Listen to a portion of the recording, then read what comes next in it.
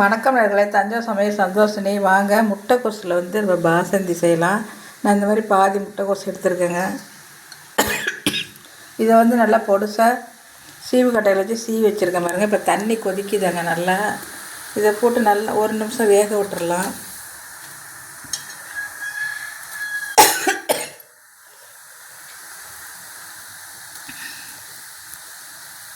இது ஒரு நிமிஷம் நல்லா வேகட்டுங்க, வடிகட்டிடலாம். அப்புறம் இப்போ நல்லா வெந்துருச்சுங்க. ஒரு ரெண்டு செகண்ட் வெந்துருச்சு.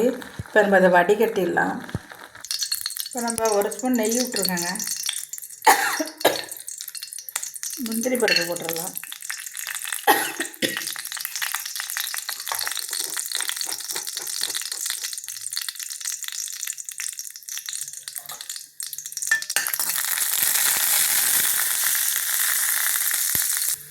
முந்திரி பருப்பு நல்லா வறுபட்டுருச்சு. இப்போ பால் ஊற்றிக்கலாம்.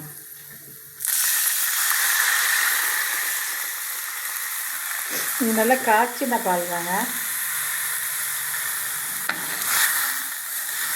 நல்லா சுண்ட வச்ச பால், நல்லா திக்கு பால், 1/2 லிட்டர் ஊற்றி இவ்வளவு தாங்க இருக்குது. இப்போ நம்ம அந்த பாலில் இந்த முட்டைக்கோஸை போட்டுடலாம். வேக வச்சதை போட்டுடலாங்க.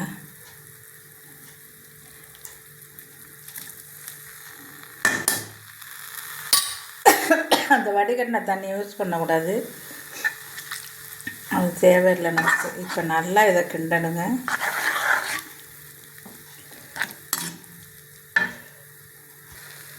நான் ஏலக்காய் போட்டுடுறேன்.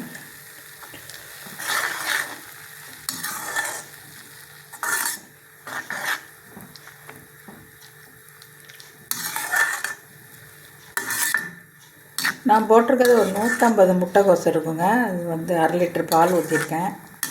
ஜீனி ஒரு 1/4 கிலோ போட்டுக்கலாம். சூப்பராக இருக்குங்க, ரொம்ப டேஸ்டியாகவும் இருக்குங்க. நீங்களும் செஞ்சு பாருங்கள். இப்போ நல்லா வேகட்டும். வெந்துட்டுங்க. இப்போ நம்ம ஜீனியை போட்டுடலாம்.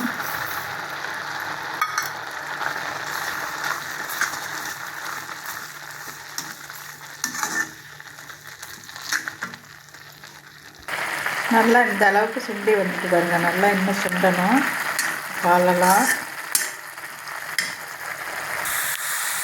முட்டைக்கோஸ் பாசந்தி ரெடி ஆகிட்டுங்க. நல்லா பால் சுண்டிட்டு நம்ம வேறு பாத்திரத்தில் மாற்றிடலாம். முட்டைக்கோஸ் பாசந்தி ரெடி ஆகிடுச்சுங்க. சூப்பராக இருக்குங்க, ரொம்ப செம டேஸ்டியாக இருக்கும். குழந்தைங்களுக்கெல்லாம் ரொம்ப பிடிக்கும்.